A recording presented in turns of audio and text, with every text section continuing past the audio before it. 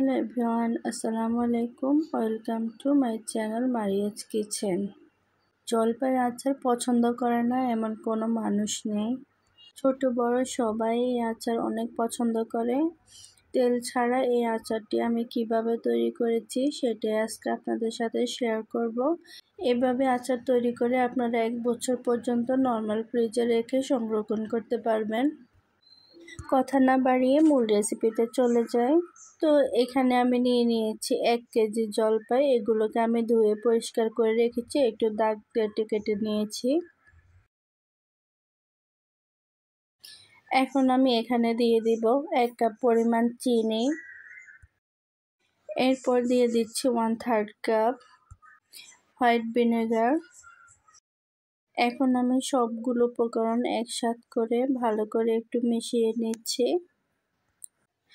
জলপাই আর চিনির এই মিশ্রণটাকে আমি প্রায় 1 ঘন্টার জন্য রেস্টে রেখে দিব ঢাকনা দিয়ে। এখন আমি একটা মশলা তৈরি করব আচারটা তৈরি করার জন্য। এখানে আমি একটা প্যান বসিয়ে দিয়েছি। এখানে আমি দিয়ে দিচ্ছি 5 ফোড়ন, শুকনা মরিচ। এগুলোকে আমি তেলে ব্লেন্ডারে গুঁড়ো করে নিব। এখন আমি জলপাইয়ের ঢাকনাটা সরিয়ে নিচ্ছি। এখানে দেখে নিচ্ছি চিনিগুলো কিন্তু একদম গলে গিয়েছে, একদম পানি হয়ে গিয়েছে, কতগুলো পানি বের হয়েছে আপনারা দেখতে পাচ্ছেন। এখন এগুলোকে আমি একটা প্যানে নিয়ে নিয়েছি। এখানে আমি দিয়ে দিয়েছি আস্ত রসুন। এরপর দিয়ে দিচ্ছি 2 টেবিল চামচ সরিষা বাটা। এখানে আমি সাদাটা নিয়েছি, আপনারা আপনাদের পছন্দ মতো কালোটাও নিতে পারেন। এরপর আমি দিয়ে দিচ্ছি 1 চা চামচ হলুদের গুঁড়ো, 1 টেবিল চামচ লাল মরিচের গুঁড়ো। ঝালটা আপনারা আপনাদের পছন্দ অনুযায়ী দিবেন, কম বেশি।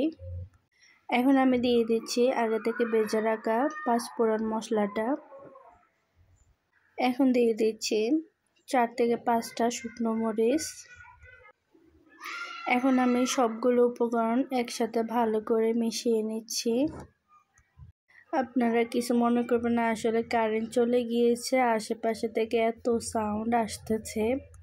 এখন আমি চুলাটা অন করে দিয়েছি। এখন আমি একটা ঢাকনা দিয়ে এগুলোকে সেদ্ধ করার জন্য অপেক্ষা করব 5 মিনিটের জন্য। 5 মিনিট হয়ে গিয়েছে, আমি ঢাকনাটা সরিয়ে নিচ্ছি। আমি চুলার আগুনটা লো হিটে রেখে এগুলোকে আস্তে আস্তে সেদ্ধ করে নেব। এখন একটু নেড়ে ছেড়ে দিচ্ছি, নিচে যেন পোড়া লেগে না যায়।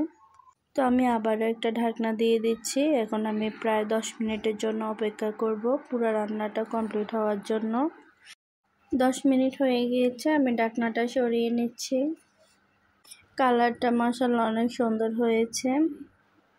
তো এগুলো পুরোপুরি হয়নি, আমি আরও 5 মিনিটের জন্য এগুলোকে ঢাকনা দিয়ে ঢেকে রান্না করব।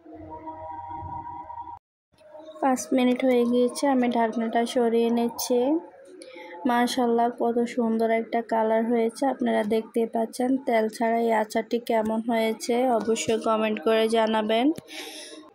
আমার চ্যানেলটি সাবস্ক্রাইব করে রাখবেন, পাশে থাকবেন। আল্লাহ হাফেজ।